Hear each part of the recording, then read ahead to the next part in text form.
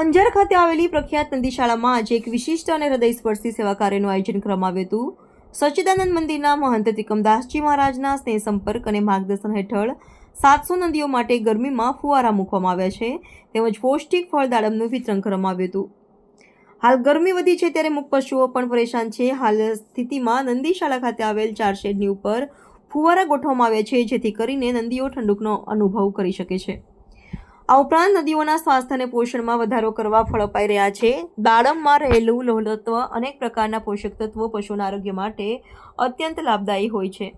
ખાસ કરીને ઉનાળાની ઋતુમાં દાડમ જેવી રસાળ ફળો પશુઓને ઉર્જા અને તાજગી પ્રદાન કરે છે। અંજાર નદી શાળા છેલ્લા 1 વર્ષથી સેવાભાવી કાર્ય માટે જાણીતી છે અને અહીં રોજિંદા 700 જેટલી નદીઓ માટે સુચારુ રીતે રહેવા, ખાવા અને તબીબી વ્યવસ્થા ઉપલબ્ધ છે।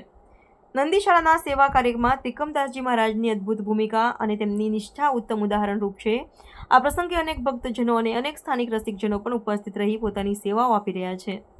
અંજાર નંદી શાળા દ્વારા ભવિષ્યમાં પણ આવા અનેક કલ્યાણકારી કાર્યક્રમોનું આયોજન થતા રહેશે તેમ જણાવાયું હતું। રિપોર્ટર ભરત ઠાકોર, શિનોર સમાચાર ન્યૂઝ, કચ્છ। રાધે રાધે।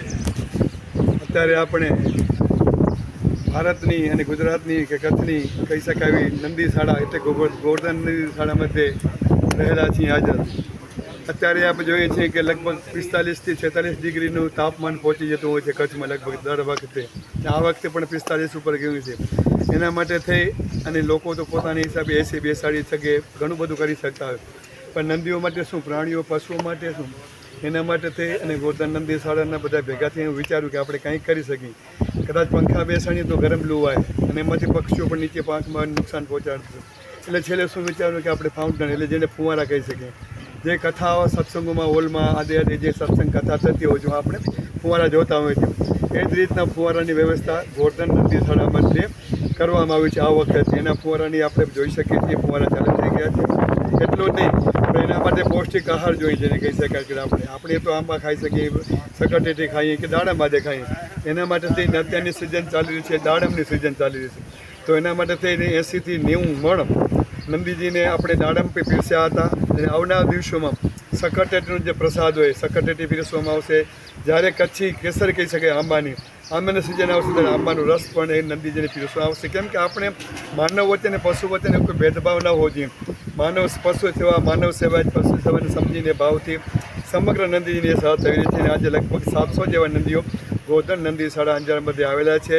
સરસ મજાની સેવા થઈ રહી છે, સંગીત દ્વારા, પાણી બિસ્તરીનું અને સરસ મજાનું બંને ટાઈમની એને ખોરાક પીરસવામાં આવતી હોય છે અને સ્પ્રિંકલ એટલે ફુવારાની વ્યવસ્થા પણ આ વખતે કરવામાં આવી છે।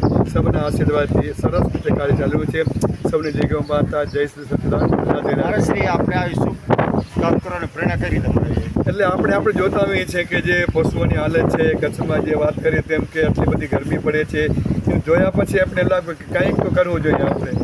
આપણે એસીની વ્યવસ્થા આપણે ગરમ કરી શકીએ તો આપણે એના માટે શું કરવું એટલે મંથન કર્યું, વિચાર્યું અને ભગવાનની હું આપણે આશીર્વાદથી ગૌમાતા આશીર્વાદ સૂચું કે ના આપણે તો એના માટે ફુવારા જે આપણે કથામાં ગયા તો જોયું તો મસ્ત ફુવારા નીચે લોકો બેઠા હોય કથા શ્રવણ કરતા, તો આનો શું ગુનો છે? એટલે એના માટે થઈ અને અંદરથી જ પ્રેરણા મળી ભગવાનની ઈચ્છાથી ગૌમાતાના આશીર્વાદથી કે આપણે એવા ફુવારા નાખીએ ઝીણા કરી નંદીજીને સંતો મધુર પવન આવતો હોય, ઝીણું અંદરથી ફુવારાનું પાણી પડતું હોય, એકદમ આરામથી રહી શકતા હોય, એ હેતુથી જ અમે ફુવારાની વ્યવસ્થા ચાલુ કરી છે। અને માત્ર પ્રેરણા હોય તો ગૌમાતાના આશીર્વાદ ભગવાનની પ્રેરણાથી આ બધું કાર્ય થતું હોય, માણસ શું વિચારી શકે।